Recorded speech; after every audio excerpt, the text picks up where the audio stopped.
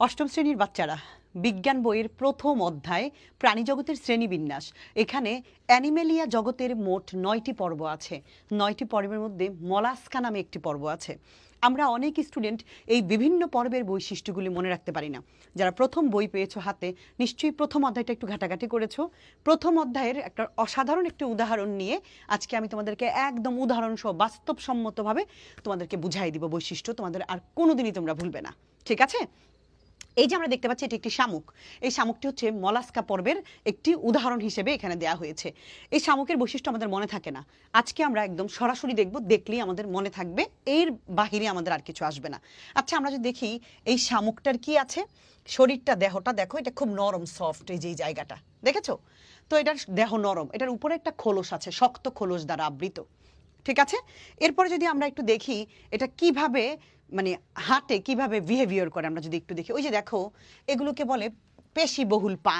এই যে এই দুইটা, এই পেশিবহুল পা দিয়ে এটা হাঁটাহাঁটি করে বা চলাফেরা করে। এই মলাস্কা পর্ব যে বৈশিষ্ট্যগুলো আছে, এই বৈশিষ্ট্যগুলো আমরা শুধুমাত্র এক নজর এটা দেখলেই আমাদের মনে থাকবে। চলো বইয়ের কি কি বৈশিষ্ট্য আছে আর আমরা দেখে দেখে বৈশিষ্ট্যগুলো মেলাতে পারি কিনা। আজকে জাস্ট এই 2-3 মিনিটই একটা পর্ব তোমাদের শেখা হয়ে যাবে, ঠিক আছে? শেখাকে আরো আনন্দপূর্ণ করে কিন্তু ক্লাসভেলের মাধ্যমে এত প্রাণবন্তভাবে তুমি ক্লাস করতে পারবা। গার্ডিয়ানদেরকে আমি বলবো, বাচ্চাকে ছেড়ে দিবেন না। শুধু পড়া গেলালে বা মুখস্থ করালেই হয় না, পড়াটাকে ফিল করতে হয়, আনন্দের সাথে শেখাতে হয়। কোনোদিনই বাচ্চা ভুলবে না। এই যে আমাদের বৈশিষ্ট্য, এখানে আমাদের মলাস্কা পর্ব আছে। যদি একটু আমরা বইটা বড় করি, আমরা দেখতে পাবো এই জায়গার মধ্যে দেহ নরম, সাধারণ বৈশিষ্ট্য দেখি আমরা একটু। এই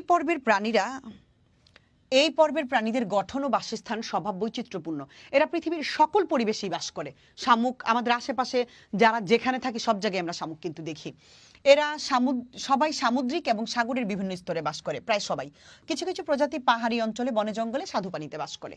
এটার বৈশিষ্ট্যগুলো আমরা একটু যদি দেখে নিই। দেহ নরম, আমরা কিন্তু অলরেডি চিত্রের মধ্যে দেখে এসেছি।